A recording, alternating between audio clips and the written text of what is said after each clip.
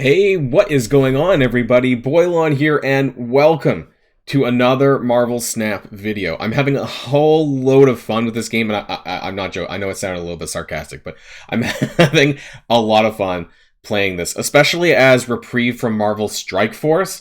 This is just really, giving me something to do and have a lot of fun with it, because I think that's something that Marvel Strike Force has forgotten about, is how to have fun. And so in today's video, this is my second Marvel Snap video. If you didn't check out my first one, which I did last week, go back on the channel and check it out. There's going to be a Marvel Snap playlist, which is going to be on the front cover of my channel as well. As I add more videos to this playlist and to the Marvel Snap category, you'll be able to check them all out there. So we're still going to be starting somewhat towards the beginning, so this may not be a video for everyone, but we're going to be talking about the collection of Pool 1 cards. As you can see at the bottom of this image here, that this is from collection rank 0 to 214. So this is going to be for a lot of newer players. We're going to be taking a look at all of these cards. I'm going to be going through all of the Pool 1 cards. I'm going to be talking about their benefits, their uses, and where you might want to use some of them and which kind of decks they play into. It might be a little bit of a longer video because there is a lot of Pool 1 cards opposed to Pool 2, but we'll get there, and we'll make sure that if you want to know where to use some of these cards, how to use them, and who with, then stay tuned in this video. So if you're ready to go, let's boil this down.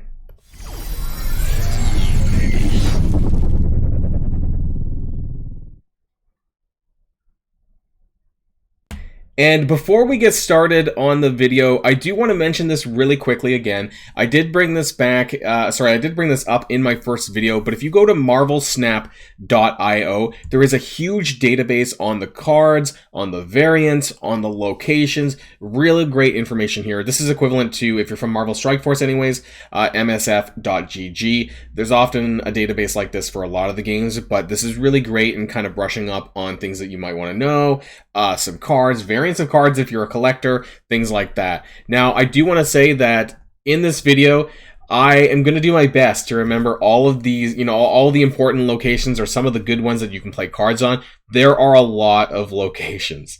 Okay, I think I counted them before, and there's something like 77 of them. I think that's a number I remember, but there are so many. So I may not remember everything because I'm still, just like some of you, new to this game. I didn't play in beta, but there's so much here, and what really brings me back and keep playing with the game, because it really makes each match different and a lot of fun. So I'm going to do my best, but, don't shoot the messenger here, because, yeah, there's a lot of locations and lots of different things for you to try in this game. All right, and we're back into what I'm going to call Jumbo Boilon mode. So I'm kind of experimenting with, how to record vertical type games. As you know, if you come from Marvel Strike Force, that it is horizontal or sideways, versus this is more up and down. So I have to set up my scene appropriately in terms of, how to kind of maximize my space a little bit. And also I'm using my new iPhone 14 as a recording, so I can kind of blow myself up a little bit and it's not that pixely. So let me know if you like this. If you don't, I could try to change things around. I think in the future I'm going to use the space that's below me to kind of represent the deck that I'm using when we get to gameplay videos. But for this kind of expands the screen a little bit to my left so that you guys can see it a little bit better, because I know that if you use the base size, it is kind of small. So for the purposes of this video, we are going to be going through all of the cards that are in Pool 1. I'm going to be talking about them individually, and hopefully it doesn't take too long. There are a lot of cards.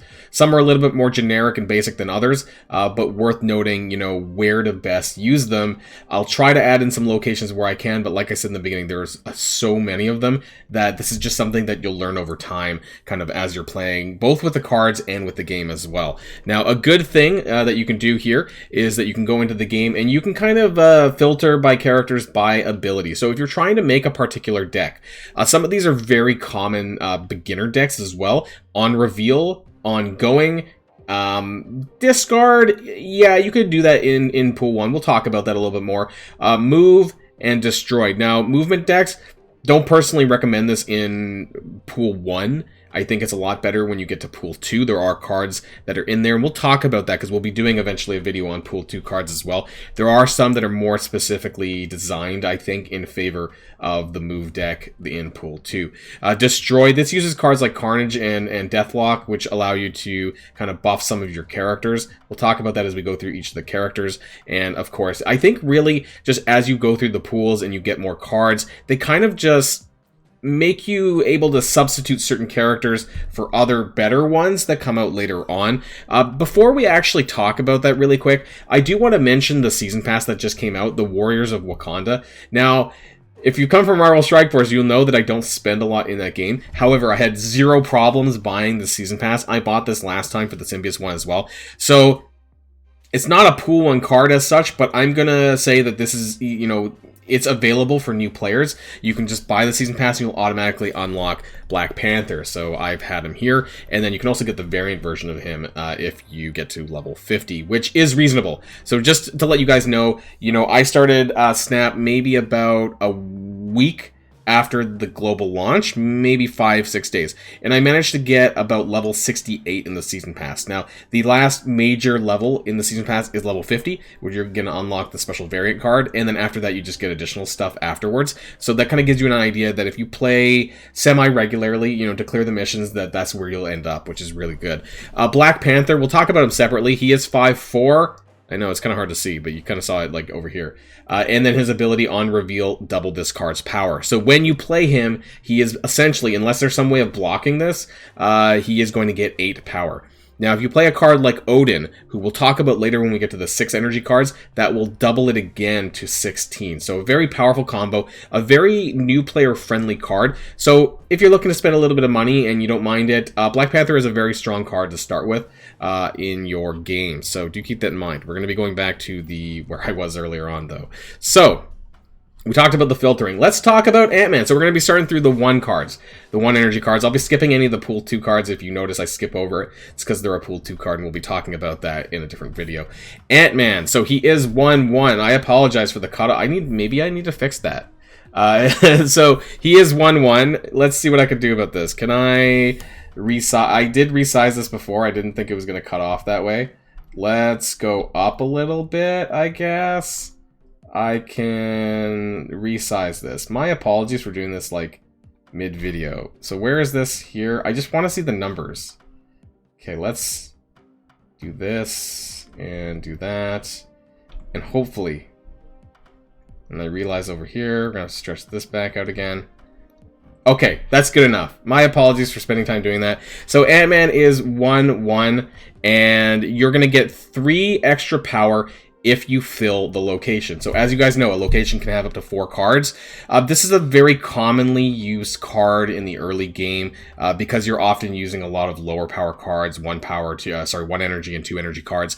This is also very good to be combined with Kazar because Kazar, you're using a lot of 1 energy cards in that deck. We'll talk about it when we get to Kazar. Elektra, 1/1, but she destroys a random 1-cost card at this location. Now, when you're using Elektra, it's really important to know who goes first and who goes second, because if you play her on turn 1 and you go first before they revealed their card, you can't destroy their card. So you kind of need to make sure either the card's already out or that you're playing second to try and destroy them afterwards. So kind of really important that you make sure you get the turn order right for that. Hawkeye, I got a variant for him. On reveal, if you play a card here next turn, +2 power. So he gets +2 power if you play another card at that location. There's a little fancy graphic that shows up when you use them to kind of signify that. So that's pretty easy. Squirrel Girl, 1/1. On reveal, add a 1 power squirrel to each location. So again, this is going to be very good if you're using a Kazar deck, which buffs 1 energy cost cards, because that's going to buff the squirrels as well. Now, I don't always like Squirrel Girl because I don't like squirrels flooding my locations if I'm using, say, my movement deck. We'll talk about this in a separate video, but there are some decks or some reasons why you don't want squirrels on your field. Really good if you're using like characters like Carnage who can eat the squirrels for extra power, but other than that, sometimes it can be be annoying. There's a location called Central Park that actually summons squirrels on your field as well. You'll see this if you haven't already, so it's kind of hit or miss depending on what you're doing. Angel, he is a pool 1 card as well, so when one of your cards is destroyed, he comes out of your deck to replace it. This is really good if you're using destroy decks with either Carnage or Deathlock, and if Angel is not in your hand, then he'll fly out and he'll add to the field as well. So that's an extra 2 power that you basically don't have to spend the energy to play.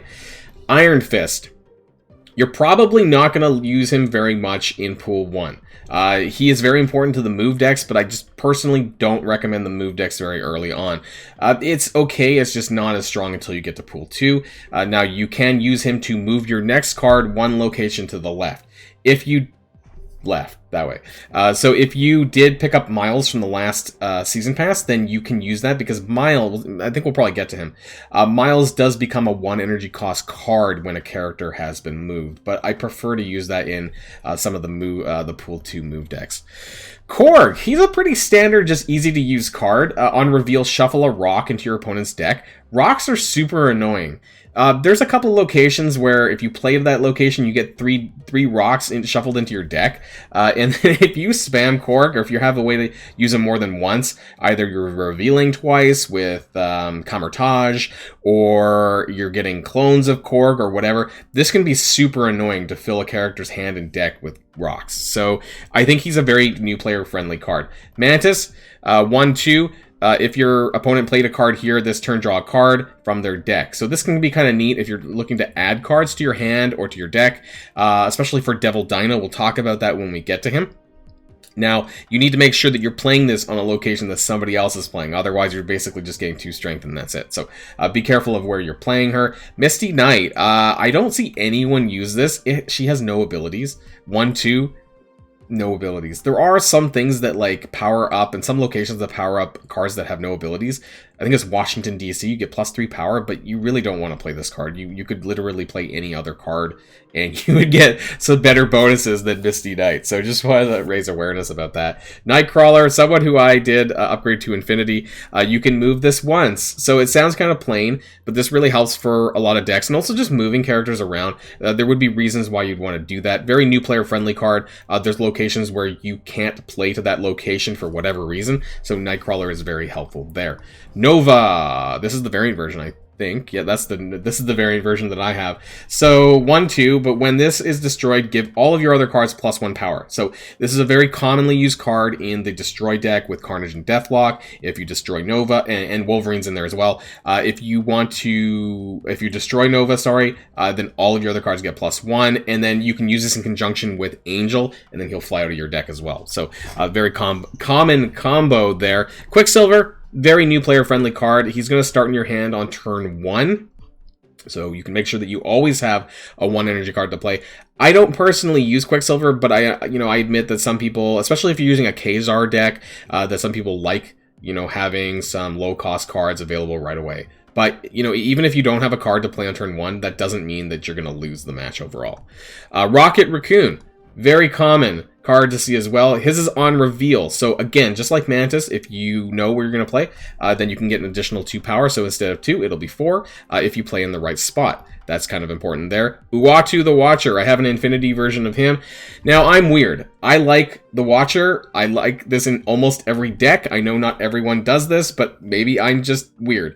I like to see the locations ahead of time if I can, because this can give me a real big heads up on what's coming up. So a lot of fun, but if he doesn't land in your hand in the first 2 turns, basically, then he's fodder, or you don't need to play him because it depends on the deck, I guess, essentially. Yondu. On reveal, remove the top card of your opponent's deck. Very handy if you have Camertage or any way to reveal more than once early on. You could have a chance of blowing up a really strong card or not, but you could really get rid of more cards. If you use Yondu in conjunction with some cards like Mantis or Cable later on when we get to him, then you can start taking a lot of cards out of the player's deck, and that can be really destructive to them. Blade. This is very common if you're going to be using the discard deck. Now, this is commonly used with Apocalypse. We'll get to him when we get to the 6 cards. Discard a card from your hand. A lot of this, at least my knowledge of it so far, is towards the Apocalypse deck. And there's some Pool 2 cards like Swarm, but essentially if you discard them, that you're going to get bonuses for doing that. You have to be careful about this, though. He does have 3 power for 1 cost, but if you're getting rid of a card that you need, this could backfire. So be careful when playing Blade. I do have a variant for him as well. What's next? Angela. So 2-1, when you play a card here, gain +2 power. This can be really good, but make sure that you're playing this very early on in the location. Otherwise, you're not going to get the benefits of getting the power. So if you have no way of moving cards, then you can get up to 7 power with Angela. However, if you play a card like Nightcrawler on the location where Angela is, and then move Nightcrawler, then that gives you opportunity to be able to add more cards here and then further increase her power. So very easy to play early character card. So this is really nice as well. Forge. He is a pool 1 card as well. On reveal, give the next card you play +2 power. So it's not necessarily his power. He's going to be very powerful in conjunction with both Multiple Man and Mr. Sinister. He has a pretty good card more broadly, but these are the 2 cards most commonly played with Forge in a deck. We'll talk about that when we get to them. They're not too far away. Cable. On reveal, put the bottom card of your opponent's deck into your hand. This is really good for draw decks when you're using Devil Dino. We'll talk about that as well again when we get to him, who basically requires you to have the more cards you have in your hand, the more strength you're going to have for that Devil Dinosaur card. And again, if you have a way to reveal more, do the on reveal more than once, Convertage, something like that, that's one of my favorite. It was a featured location not too long ago, and I had a lot of fun with that. So you could pull some more cards out of your opponent's deck, and combined with Mantis, you can steal more. Carnage. We kind of alluded to this when we were talking about other cards. So destroy your other cards here, +2 power for each destroyed. So you could destroy Squirrels. You could destroy Nova. You could destroy Wolverine when we get to him. And all of this is going to add to Carnage's power, and then if Angel is in your deck and not in your hand, he'll fly out on that location. So again, really good for that destroy deck. Next, we have Craven. So he's 2-2. He's designed for that movement deck, which again, I just don't think is very good until we get to Pool 2. When a card moves here, this gets +2 power. There's just not a lot of ways to move cards right now. There's really Heimdall, when we get to him, he's super essential to a movement deck. Nightcrawler and Iron Fist are some of the most major ways in Pool 1 to move cards.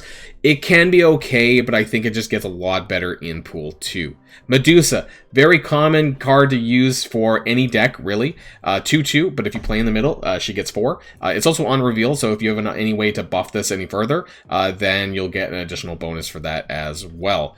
Mr. Sinister. So we were talking about Forge.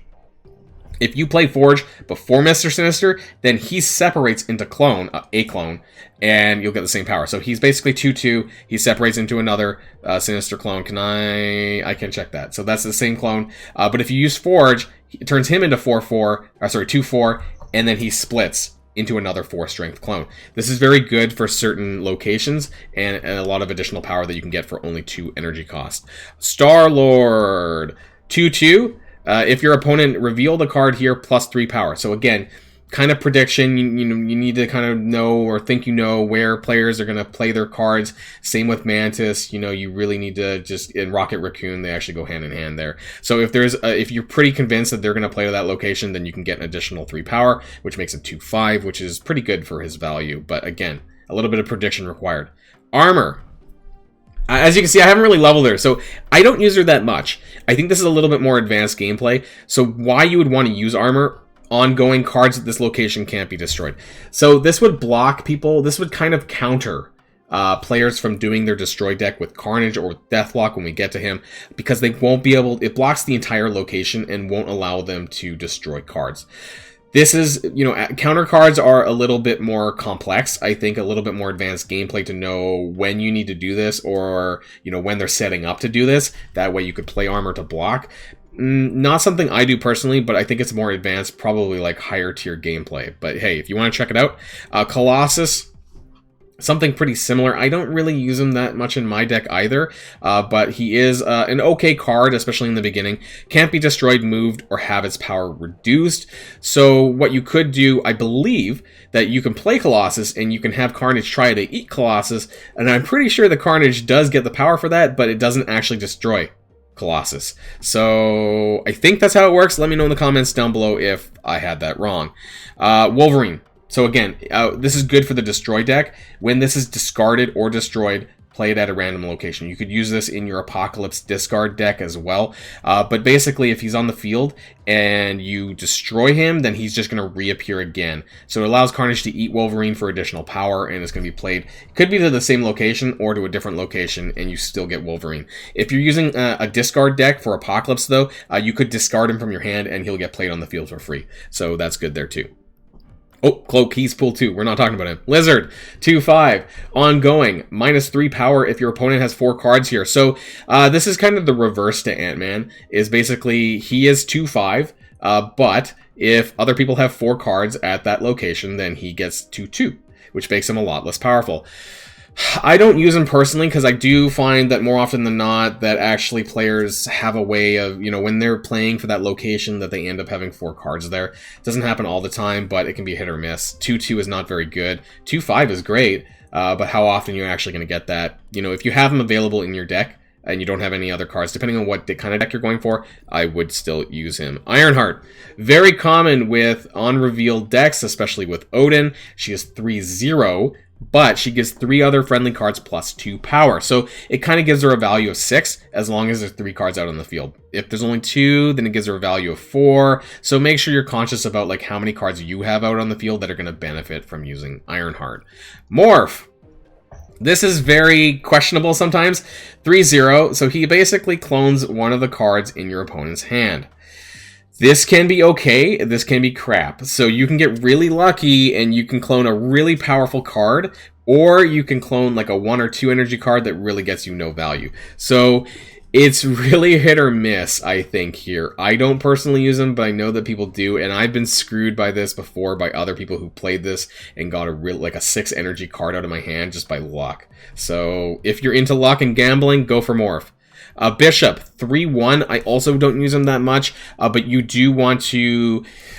He might be more viable in a Khazar deck when you're playing more cards. He gains 1 power, but you're going to be playing this kind of late, about midway through the game. And so depending on how many cards that you're going to be playing on the field is going to essentially raise his power. So if you're not playing a lot of cards, or if you're only playing 1 card per turn, he's not going to get a lot of value there. Wolfsbane, a very common, great on-reveal card here.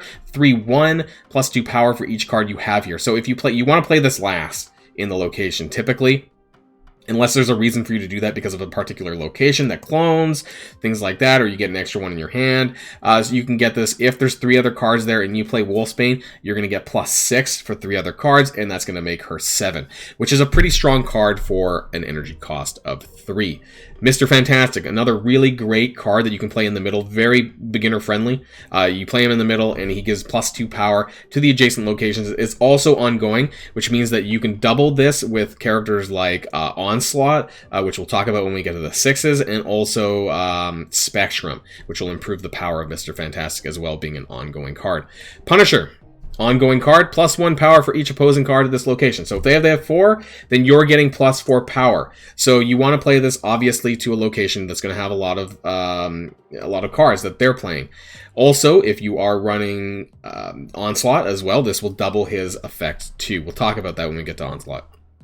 Captain America, pretty easy card to play, ongoing as well. Your other cards at this location have +1 power, so he's basically just buffing everyone else there. If you have low power cards, a Khazar deck, this can work as well, because it's going to give +1 to all of them at that location. Pretty easy, nothing much to talk about. Cosmo, this is what I would call a counter card, a little bit tougher to play unless you don't know what you're doing, so 3/3, ongoing, on-reveal abilities will not happen at this location. So basically this counters anyone who's using an on-reveal deck or has cards that you might want to be afraid of when it comes to using this. It blocks it out though, including your own cards on reveal, so be careful about what cards you're using this with or which deck you're using Cosmo with. Doctor Strange, part of the movement kind of deck. Move your highest power cards to this location. Again, I'm not going to talk too much about movement. I think this is more relevant to Pool 2, and we'll talk about that when we get there, or when I do a deck analysis of the movement deck, because that's actually what I'm using right now and I'm having a lot of fun with. I just don't recommend it until Pool 2. Groot, another one of those predictive cards. A lot of the Guardians of the Galaxy tend to have these effects. On reveal, if your opponent played a card here, plus 3 power. So again, it's a clone, a stronger clone of Rocket and Star-Lord, just at a different energy cost level. So this can be really good if you can predict where they're going to play. What do we have next? Cyclops. So kind of like Misty Knight, it's a 3/4 card, but there's no text, and it doesn't really do much. I don't really use Cyclops. I don't see people use Cyclops, so we're going to go on. Hulkbuster, 3/4 for the same cost, right? On reveal, merge this card with a random friendly card at this location. This can be really good to free up space. This can also be really good if you're using him on Multiple Man. So if you're using Multiple Man, and did we skip Multiple? No. Did we skip Multiple Man? We did. Oh, we skipped some cards. Oops, my bad.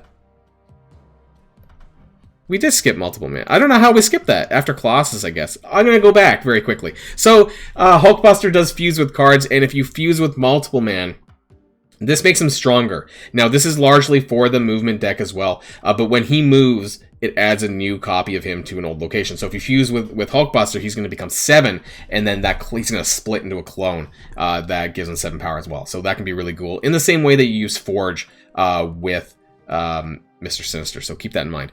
I think we skipped a line, that's why. So Domino here, she is guaranteed to come into your hand on turn 2. This is okay. It's okay early on. It's okay for the Devil Dino deck as well. I don't personally use her right now, but she's an okay starter card, basically. Scarlet Witch. Replace this location with a random new one. This can be really good and really interesting to get rid of some of those shitty locations that you can't play to, or that you just really want to get changed. I don't use Scarlet Witch myself. It's for very particular playstyles, I guess. I don't really care that much about particular locations, but if you want to get them changed, then here you are. This can change the way the whole course of the match can play out. Sentinel, very important to the Devil Dino deck, so I can't believe we skipped this one. On reveal, add another Sentinel to your hand. Why this is important is because Devil Dino, when we get to him, requires a lot of cards in your hand to have additional strength. And so this is another way. And he's okay, he's 2/3. So you're getting some decent value here when playing him if you don't have anything else. Shocker, 2/3 does absolutely nothing. So just like Cyclops, kind of a trashy card. I think we've kind of fixed ourselves now. So we're going to go back down here to Lady Sif, 3/4. On reveal, discard your highest cost card from your hand. So this is very good if you're going to be playing the Apocalypse deck. So this will allow you to discard Apocalypse because he's 6 energy cost, and that's going to allow him to come back. We'll talk about that when we get to him. Deathlock, again, part of that destroy deck. So on reveal, destroy your other cards at this location. There are some better destroy deck cards in pool 2 as well, but this is something you're going to want to destroy. Nova, Wolverine, that kind of thing there. And he has pretty powerful strength at 5. Just make sure you're playing him and you're not destroying too many other cards in the process. Swordmaster, 3/6. On reveal, discard a card from your hand. So kind of like the power of Blade, you're going to be wanting to use this to discard Apocalypse primarily, because you're going to want to get him discarded for more power. Where are we at? Enchantress. Like I said, if I skip their pool 2. So 4/4, on reveal, remove the abilities from all ongoing cards. So this is kind of like Cosmo, just for ongoing cards. Again, another counter card that you're going to need to be more careful about and understand the game a little bit more in terms of when you're going to use her. I don't use cards like Enchantress and Cosmo, but this is very advanced gameplay if you want to kind of do that and you want to block people from using their cards. We have Jessica Jones, a very easy to play, very commonly used card. 4/4 on reveal. If you don't play a card here next turn, she gains +4 power. Really great value to getting that location up to a higher power. So that'll turn her from a 4/4 into a 4/8. If you don't play a card there, just make sure that you don't. This is very important. Otherwise, she'll bug out and you won't get that power increase. Kazar, we talked about him earlier with the 1 energy cost card. So your 1 cost cards have +1 power. This is part of the Kazar deck. And this is a deck specifically revolved around Kazar because he's going to buff everyone else up. If you don't draw Kazar, well, your deck's kind of screwed a little bit. But otherwise, he can give you a lot of power value. Thing, 4/6. I don't see anyone play this for the exact same reason I don't see people using Cyclops or Misty Knight or anything like that. It just doesn't have any text. Emma Frost, or White Queen. On reveal, draw a copy of your highest cost card in your opponent's hand. This can be quite useful, especially if you don't have the card that you're looking for from your hand. You can maybe get a big card that they're holding on for turn 6 or turn 5 from them. And actually, she has a strength of 6, so all things considered, it's not that bad. I was going to say Hobgoblin. He is cool too. We'll be moving on. Iron Man, 5-0. Ongoing. Your total power is doubled at this location. This can be really big if you're playing a deck that has some high numbers. Khazar deck, you could use this as well, but often the Khazar deck does actually fill the board a little bit. Iron Man doubles the location. This can be really, really good in certain instances. I do have him in a couple of decks. He's pretty viable, actually, across most decks if you want to use him. Claw. I really like Claw. Ongoing, the location to the right has +6 power. He has 4 up by himself, which gives him a value of 10. So this is pretty good, especially if you want to do some location shenanigans and you make your player think that you are not playing for it, and you get a +6 bonus from your other side. Or if you've already filled the location, but with Claw that you'll actually win. So very fun card to play. I do like using him. He's very good for an ongoing deck. Gamora, 5-7. All the Guardians have these kind of on-reveal things. This time, if your opponent played a card here, this turn has this card has +5 power, turning her from 5-7 into 5-12. This can be really crazy if you're using this on, say, the location of the cloning vats, if you've ever seen that, because when you play a card there, it goes into your hand, which means that if somebody else plays there, you get a 5-12 Gamora back into your hand afterwards. This can be pretty bonkers, so yeah, do keep an eye out for this one. Gamora is a very, I wouldn't say an easy-to-play card, but is a very strong card if you play them properly, just like the other Guardians of the Galaxy. Now, we have Spider-Woman. This is the Carnage variant that we got in the Symbiote Season Pass. 5-7. On reveal, afflict all enemy cards here with -1 power. So if they're using the Khazar deck, or if they have a lot of cards in each location, this will give some pretty good value. This basically turns her from a 5-7 into a 5-11 if you can maximize this and reduce that power from 4 cards. So pretty good there. We do have Abomination. I don't see people use him either. He's 5-9, and that's just about it. He doesn't have any text, so it is what it is, just like all the other cards that don't have text. Spectrum, 6-5. On reveal, give your ongoing cards +2 power. You need to use an ongoing deck, ideally, so all of those cards are going to be getting +2 power. This is pretty sizable if you have a lot of ongoing cards, and a very powerful card to use in your deck. Onslaught. Now, this is a different type of ongoing card, so double your ongoing effects at this location. This can be really good in conjunction with some of the other cards, including Blue Marvel, who we did not... Did we skip Blue Marvel? We skipped a line. I don't know how I keep doing this, because we skipped Devil Dino. My apologies, everyone. So, White Tiger. On reveal, add a 7 power tiger to another location. This is really interesting for some shenanigans, and we'll talk about this in conjunction with Odin when we get to him. So she basically summons a, you can see it over here, a 5-7 tiger into a different location than she's at. So if you want to kind of make people think that you're not playing to a location, you can again move this over there. Very good when you're being able to activate this again as well. Blue Marvel. So this was important why I wanted to mention this, because he's 5-3, but he gives every other card +1 power. This is very common with a Khazar deck because they're low power, but everyone else is going to get +1, which is very powerful, and that's why I want to kind of pivot really back to Onslaught, because this is going to double Blue Marvel. If you have them both at the same location, it's going to double the effectiveness of Blue Marvel's ability as well, so very good there. We have Devil Dino. Some of that's what I talked about early on, right? 5-3, ongoing as well. A +2 power for each card in your hand. So if you have 7 cards in your hand, which is the maximum total, that's going to be +14 power, making him a 5-17 card. Now, you're probably going to play one from your hand on the last round, so it's probably going to be more like a 5-15 card, but very, very powerful and a lot of power value that exceeds a lot of the 6 energy cost cards. Very strong, and that's the basis of the Devil Dino deck, and we'll talk about that a little bit more. Professor X, 5-3, and this locks down the location. You need to be very careful about this, because depending on the turn order as well, if anyone plays on that round and overcomes the power that you have because he only has a strength of 3, then you could screw yourself. I have been able to properly use this, but you do need to be careful when using Professor X.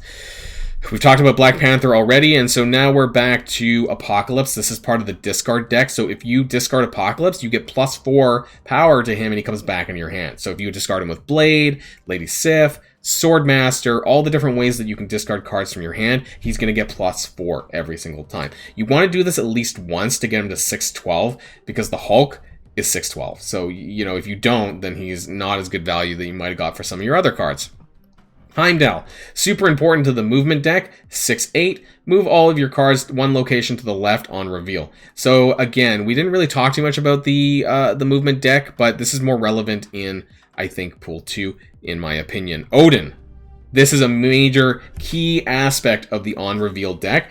Activate the on-reveal abilities of your other cards at this location. So this can be Ironheart, this can be White Tiger, this can be anything else that has a really strong, powerful on-reveal effect. You can put Odin down there and it's going to activate again. This is very commonly used, though, with White Tiger and Ironheart to activate their abilities again, so do keep that in mind.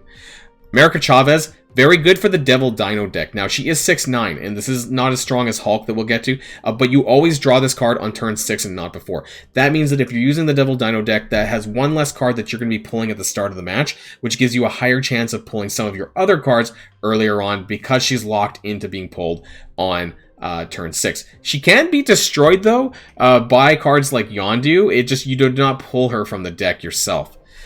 Hulk, 6/12. That's it. But that's it. He's fine. Early on, he's very fine to use. It's very static. 6/12 is a good number. But it depends on what kind of deck you're using. I don't personally use Hulk anymore, but I did use him a lot in the early game. And that covers all of the Pool 1 cards. I am sorry, guys, that this went on for a long time. I really hope that this helps some of the beginner players understand the cards a little bit more. My other videos probably are not going to be this long, but Pool 1 is some of the biggest set of cards that you're going to get to use in Marvel Snap. I was about to say Marvel Strike Force, Marvel Snap. And going forward, we're going to be talking about some more deck building specific videos of some of the decks that I have fun with. I think the next one I'm going to be talking about is Devil Dino, both from a Pool 1 and Pool 2 perspective, because I'm having a lot of fun with that. And I think it's a very easy to use deck as well for new players. So if you're looking for something to do, some new player decks, I would definitely consider running either the ongoing deck, the Khazar deck, the Devil Dino deck, or the on-reveal deck. Those are 4 decks that are very friendly and easy to use, in my opinion, in the Pool 1. We'll talk about that more, though, in my next video. So that's the end of this. Hope you guys enjoyed. I hope it was helpful. And, of course, let me know in the comments down below if you want to see things changed or what you liked or didn't like about this video or the structure of it. That's it for now. And until next time, stay safe and healthy. I'll see you all later. Boilon signing out.